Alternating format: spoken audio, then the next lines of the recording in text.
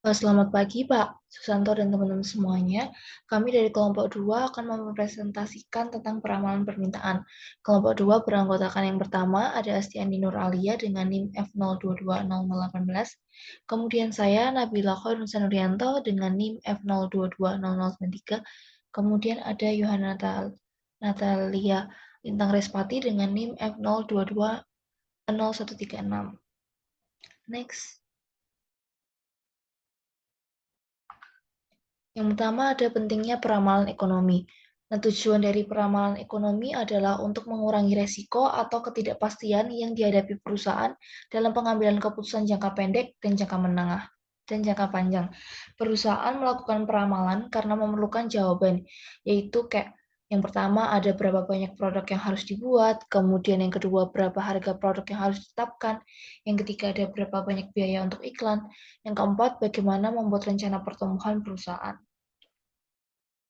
Next.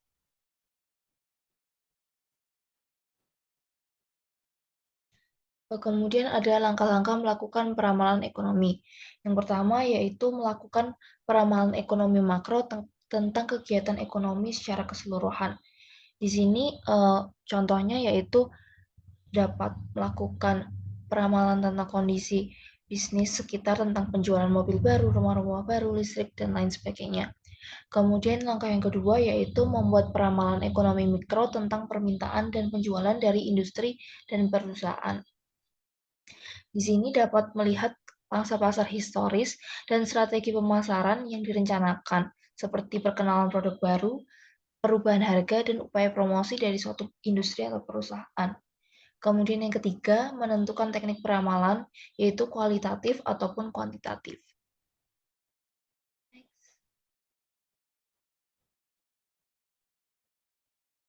Kemudian ada kriteria penentuan metode peramalan.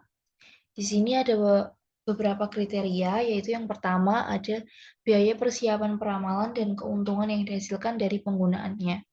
Kemudian yang kedua, jangka waktu dalam pembuatan keputusan. Kemudian yang ketiga, periode waktu peramalan, jangka pendek atau jangka panjang. Kemudian yang keempat, tingkat akurasi yang dikehendaki. Yang kelima, kualitas dan ketersediaan data. Yang keenam, tingkat kerumitan hubungan yang akan diramalkan. Next. Kemudian ada peramalan kualitatif. Nah, peramalan kualitatif di sini terdapat tiga, yaitu yang pertama ada teknik survei. Nah, survei ini dapat dilakukan mungkin tentang pabrik atau para eksekutif bisnis dan rencana pengeluaran untuk perlengkapan. Kemudian dapat melakukan survei tentang rencana perubahan inventory dan harapan penjualan. Kemudian yang kedua, ada jajak pendapat atau opinion polls, yaitu tentang jajak pendapat eksekutif, jajak pendapat tenaga penjual, kemudian jajak pendapat tentang keinginan konsumen. Dan yang ketiga adalah mendapatkan perspektif dari luar negeri. Next. Kemudian terdapat analisis deret waktu atau time series. Nah, di sini ada sebab-sebab terjadinya dari deret waktu atau time series. Nah, yang pertama ada tren sekuler. Tren sekuler ini berhubungan dengan peningkatan atau penurunan seri data dalam jangka panjang. Kemudian yang kedua ada fluktuasi siklis, yaitu ekspansi dan konstruksi yang utama dalam deret waktu ekonomi yang kelihatan berulang kembali setiap beberapa tahun. Kemudian yang ketiga, ada variasi musiman, yaitu fluktuasi yang secara teratur berulang kembali dalam kegiatan ekonomi pada tiap-tiap tahunnya. Kemudian yang keempat, terdapat pengaruh tak teratur acak, yaitu variasi atau fluktuasi akibat perang, bencana alam, mogok kerja, atau peristiwa lain yang istimewa. Next. Nah, di sini ada fluktuasi dalam deret waktu. Next.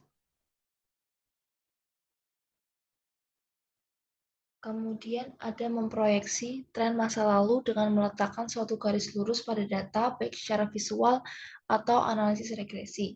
Nah, di sini yang pertama ada model regresi linear dengan rumus ST sama dengan SO ditambah BT. Kemudian yang kedua ada model laju pertumbuhan dengan presentasi konstan dengan rumus ST sama dengan S O dikali 1 tambah G pangkat T. Kemudian yang ketiga ada estimasi laju pertumbuhan. Dengan rumus ln ST sama dengan ln SO tambah T ln dikali 1 plus G. ST sendiri yaitu nilai deret waktu yang diramalkan untuk periode T. Kemudian S kosong sama dengan konstanta regresi atau jumlah absolut pertumbuhan setiap periode. Kemudian T yaitu periode waktu yang akan diramalkan. Dan G adalah laju pertumbuhan dengan persentase konstan yang diestimasi. Next.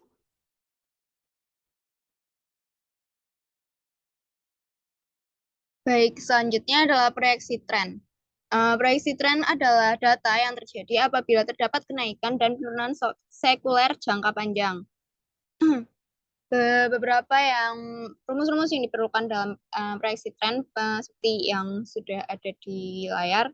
Yang pertama ada tren linier, yaitu dengan rumus ST sama dengan S0 plus B dikali T. Kemudian tingkat pertumbuhan konstan ditunjukkan dengan rumus ST sama dengan S0 dikali 1 ditambah G pangkat T. Kemudian estimasi dari tingkat pertumbuhan yaitu INST sama dengan INS 0 ditambah T dikali IN dikali 1 ditambah G.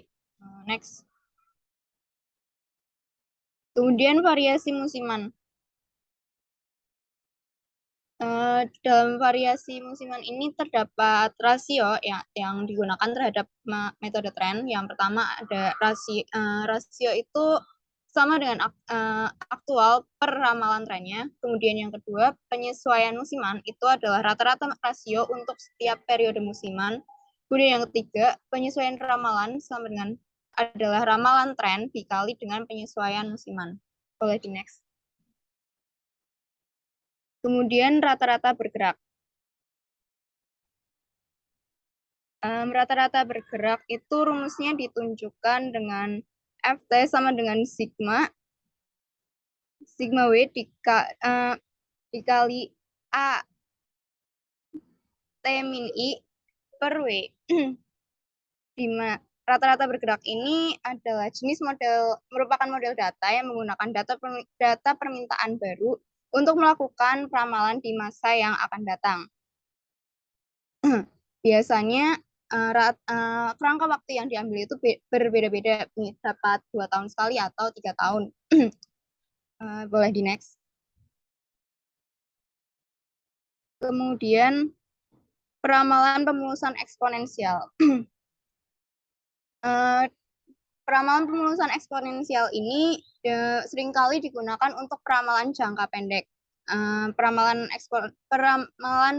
pemulusan eksponensial ini didasarkan pada rata-rata tertimbang dari nilai yang diamati. Ini untuk menghaluskan tren di mana nilai tertimbang tetap antara 0 dan 1.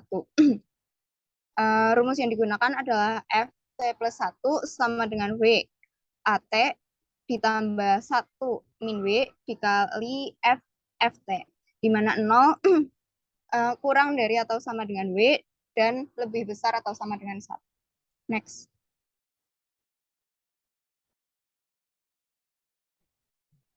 Oke, baik. Yang selanjutnya adalah RMSA atau Rate Mean Square Error. Kita menggunakan rata-rata bergerak yang menghasilkan RMSA terkecil, yaitu ditunjukkan dengan rumus akar sigma A T dikurangin FT pangkat 2 dibagi N. T-nya sama dengan nilai aktual, FT-nya nilai peramalan, N-nya jumlah periode waktu atau observasi. Yang selanjutnya, metode barometrik. Salah satu cara untuk meramalkan atau mengantisipasi perubahan jangka pendek dalam aktivitas ekonomi atau titik balik dalam siklus bisnis adalah dengan menggunakan indeks dari indikator-indikator utama. Deret waktu yang cenderung mendahului perubahan dalam tingkat aktivitas ekonomi secara umum, sama seperti perubahan dalam merkuri yang ada dalam suatu barometer yang mendahului perubahan kondisi cuaca, sehingga dinamakan metode barometrik. Metode barometrik ini merupakan metode peramalan hasil kerja yang dilakukan oleh NBAR atau National Bureau of Economic Research. Nah, metode barometrik ini terdiri dari 5 indeks, yaitu yang pertama ada indikator ekonomi utama, yaitu digunakan untuk meramalkan peningkatan dalam aktivitas bisnis secara umum. Yang kedua ada indikator koinsiden, yaitu beberapa deret waktu yang bergerak sejalan atau berhubungan dengan pergerakan dalam aktivitas ekonomi secara umum. Yang ketiga, indikator terlambat, yaitu indikator yang mengikuti adanya gerakan yang terlambat dalam aktivitas ekonomi. Yang keempat, ada indeks gabungan. Indeks yang mencerminkan gabungan 10 indikator utama, yaitu 4 koinsiden dan 7 tertinggal, yang mana yang memimpin disimbolkan dengan negatif dan yang tertinggal disimbolkan dengan positif. Yang terakhir ada indeks difusi, yaitu pemberian persentase 10 indikator utama. Yang selanjutnya yaitu ada indikator ekonomi. Ini itu sebuah indikator utama yang mengawali titik belok siklus bisnis dari puncak dan lembah. Indikator koinsiden bergerak sejalan dengan siklus bisnis, sementara indikator tertinggal mengikuti atau merupakan titik belok yang tertinggal dalam siklus bisnis. Ini ada indikator utama, indikator koinsiden, indikator tertinggal. Dan yang selanjutnya ada indikator utama. Indikator utama ini ada 10 jenis, yaitu yang pertama jam kerja rata-rata mingguan, yang kedua klaim awal untuk asuransi pengangguran, yang ketiga pesanan baru kepada pabrik, material, dan barang konsumen, yang keempat kinerja penjual, indeks difusi pengiriman yang lambat, yang kelima pesanan baru pabrik, barang modal bukan pertahanan, yang keenam izin membangun unit perumahan pribadi yang baru atau yang akan dibangun, yang ketujuh harga saham, yang kedelapan uang beredar, yang ke-9 selisih tingkat bunga, yang terakhir indeks harapan konsumen. Yang selanjutnya ada indikator koinsiden. Itu terdiri dari 4 jenis, yaitu yang pertama pekerja dalam bidang pembayaran, yang kedua pendapatan pribadi dikurangi transfer payment, yang keempat produksi industri, dan kelima yang terakhir penjualan barang dagangan dan pabrik.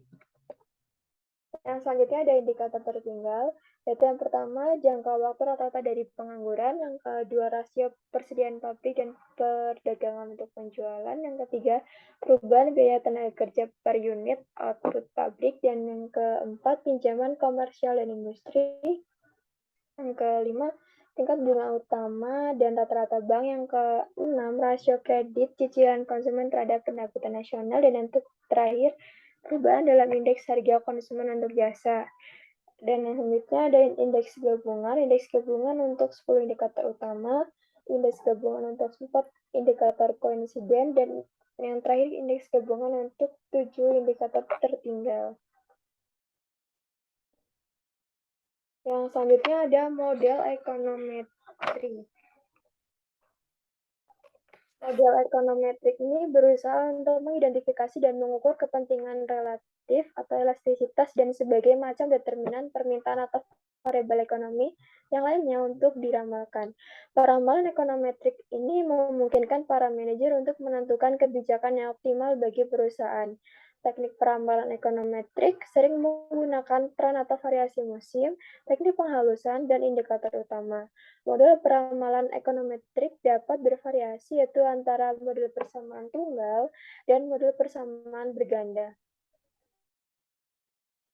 Selanjutnya ada model persamaan tunggal. Bentuk paling sederhana dari peramalan ekonometrik adalah model persamaan tunggal. Langkah pertama adalah mengidentifikasi determinan-determinan dari variabel yang akan diramalkan. Yang selanjutnya ada model persamaan berganda untuk meramalkan GNP. Model persamaan berganda itu walaupun model persamaan tunggal sering digunakan oleh perusahaan untuk meramalkan permintaan atau penjualan, hubungan ekonomi dapat menjadi sangat rumit sehingga persamaan berganda diperlukan. Biasanya ini terjadi pada kasus meramalkan variabel makro seperti GNP atau permintaan dan penjualan dalam sektor utama industri. Model berganda ini dapat memasukkan sedikit atau ratusan persamaan. Untuk menunjukkan bagaimana model ini digunakan dalam peramalan, kita dapat menghadirkan persamaan sederhana yang terdiri dari 3 persamaan sederhana, yaitu yang pertama ada persamaan 1, T sama dengan A 1 plus B 1 GNP, T plus U 1 T. Yang kedua ada I T sama dengan A2 ditambah B2P T min 1 plus U2T. Yang ketiga ada GNPT sama dengan CT plus IT plus GT. Di mana C sama dengan pengeluaran konsumsi, yang GNP adalah produk nasional bruto, yang I adalah investasi, P adalah keuntungan, G adalah pengeluaran pemerintah, yang itu ada gangguan stokastik atau faktor error, yang T adalah tahun berjalan, yang T-1 adalah tahun sebelumnya. Nah, ini ada hasil penyederhanaan dan substitusi ditunjukkan pada rumus berikut. Oke, yang selanjutnya peramalan input dan output. Suatu perusahaan dapat meramalkan penjualannya dengan menggunakan tabel input-output. Analisis input-output ini menunjukkan kegunaan dari output setiap industri sebagai input bagi industri yang lainnya untuk konsumsi akhir. Namun, pembuatan tabel input-output ini memakan waktu dan biaya yang cukup banyak. Kebanyakan perusahaan menggunakan tabel input-output untuk tujuan peramalan dengan mengandalkan pada tabel input-output yang secara periodik dikeluarkan oleh Biro Analisis Ekonomi dari Departemen Perdagangan Amerika Serikat.